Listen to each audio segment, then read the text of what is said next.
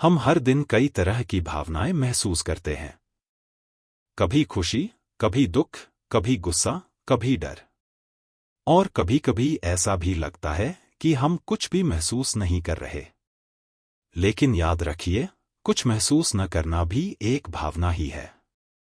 अक्सर हम अपनी भावनाओं पर ज्यादा ध्यान नहीं देते। लेकिन सच यह है कि हमारी भावनाएं हमारे शरीर और मन दोनों को गहराई से प्रभावित करती हैं। भावनाओं को नियंत्रित करना आसान नहीं होता, लेकिन अगर हम उन्हें समझना सीख लें, तो वही भावनाएं हमारी सबसे बड़ी ताकत बन सकती हैं।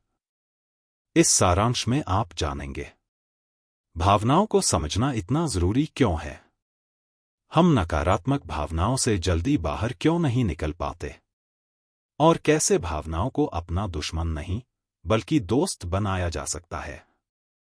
हमारी भावनाएं और सर्वाइवल मैकेनिज्म। आज की जिंदगी हमारे पूर्वजों की जिंदगी से पूरी तरह अलग है। हमें अब जंगल में शिकार नहीं करना पड़ता, ना ही जंगली जानवरों से जान बचानी पड़ती है। लेकिन इसके बावजूद हमारा दिमाग आज भी उसी पुराने सर्वाइवल मोड में काम करता है।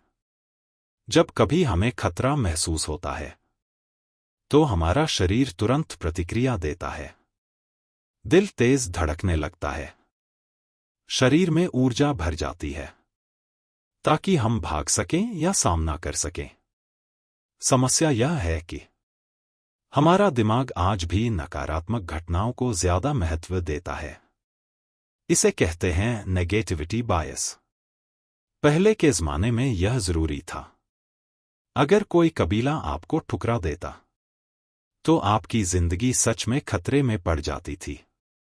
आज ऐसा नहीं है। लेकिन फिर भी बॉस की डांट दिल को चोट पहुंचाती है। दोस्त का दूरी बना लेना अंदर से तोड़ देता है। यह जानलेवा नहीं है, लेकिन भावनात्मक दर्द फिर भी होता है। इसलिए आज की दुनिया में हमें इस नेगेटिविटी बायस से लड़ना सीखना होगा। खुशी, डोपामिन और झूठी खुशी। जब भी हम कुछ अच्छा खाते हैं या कोई मनपसंद चीज करते हैं, तो हमारे दिमाग में एक रसायन निकलता है, डोपामिन, डोपामाइन। यही हमें खुशी का एहसास कराता है। लेकिन समस्या तब शुरू होती है जब हम इसी खुशी के पीछे भागने लगते हैं। ज्यादा खाना, ज्यादा मोबाइल, सेक्स या किसी भी तरह की लत, यह सब डोपामिन का दुरुपयोग है। और धीरे धीरे यह हमें नुकसान पहुंचाता है। नई कार, नया फोन, नया घर। शुरुआत में खुशी मिलती है, लेकिन कुछ समय बाद सब सामान्य लगने लगता है। इसे कहते हैं हीडोनिक एडेप्टेशन। असली खुशी कहां से आती है? मनोवैज्ञानिक सोंजा लायुबोमस्की के अनुसार 50% खुशी हमारे जीन पर निर्भर करती है, 40% हमारे सोचने के तरीके और आदतों पर, और सिर्फ 10% बाहरी चीजों पर, पैसा, पद, चीजें। इसका मतलब साफ है, खुशी बाहर नहीं, अंदर से आती है। भावनाएं अस्थायी होती हैं। सबसे जरूरी बात यह समझना है कि हर भावना अस्थायी होती है। अगर आप अभी दुखी हैं, तो इसका मतलब यह नहीं कि आप हमेशा दुखी रहेंगे। भावनाओं को जबरदस्ती दबाया नहीं जा सकता, लेकिन उनसे दूरी बनाई जा सकती है। मैं गुस्से में हूं, मैं गुस्सा महसूस कर रहा हूं। बस इतना सा फर्क आपको भावनाओं से अलग कर देता है। नकारात्मक भावनाएं बुरी नहीं होती। दुख, डर, असफलता, ये सब हमें कुछ सिखाने आती हैं। असफलता मेहनत करना सिखाती है, नुकसान कदर करना सिखाता है, दर्द हमें मजबूत बनाता है। समस्या भावना में नहीं, उससे चिपक जाने में होती है। भावनाएं आपको परिभाषित नहीं करती। अगर आप उदास हैं, तो इसका मतलब यह नहीं कि आप कमजोर हैं। अगर आप डर रहे हैं, तो इसका मतलब यह नहीं कि आप असफल हैं। आप भावना नहीं हैं, आप भावना को महसूस कर रहे हैं। सोच बदलो, जीवन बदलेगा। हमारी जिंदगी में कई मान्यताएं होती हैं। शादी 30 से पहले हो जानी चाहिए।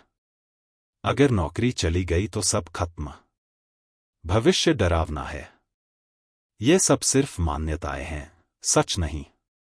आप घटना को नहीं बदल सकते, लेकिन उसकी व्याख्या बदल सकते हैं। भावनाओं को छोड़ना सीखिए। Sedona method. सेडोना मेथड भावनाओं को छोड़ने का सरल तरीका है। जिस भावना पर काम करना है, उस पर ध्यान दें। खुद से पूछें, क्या मैं इसे छोड़ सकता हूं? क्या मैं इसे रहने दे सकता हूं? क्या मैं इसे स्वीकार कर सकता हूं? जवाब अभी दें। प्रक्रिया दोहराए। धीरे धीरे भावना ढीली पड़ने लगती है। Self awareness, above the line, below the line.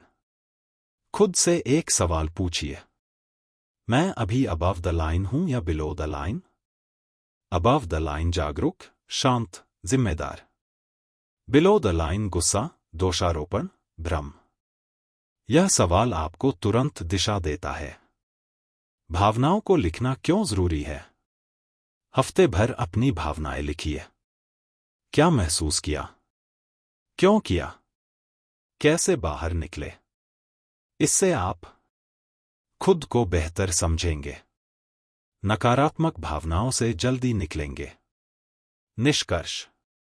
नकारात्मक भावनाएं प्राकृतिक हैं। खुशी आपके भीतर से आती है। भावनाएं अस्थायी होती हैं। आप अपनी भावना नहीं हैं। सेल्फ अवेयरनेस जीवन बदल देती है।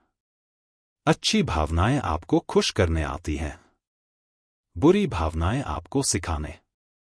दोनों का स्वागत करें और एक संतुलित, शांत और खुशहाल जीवन जिए।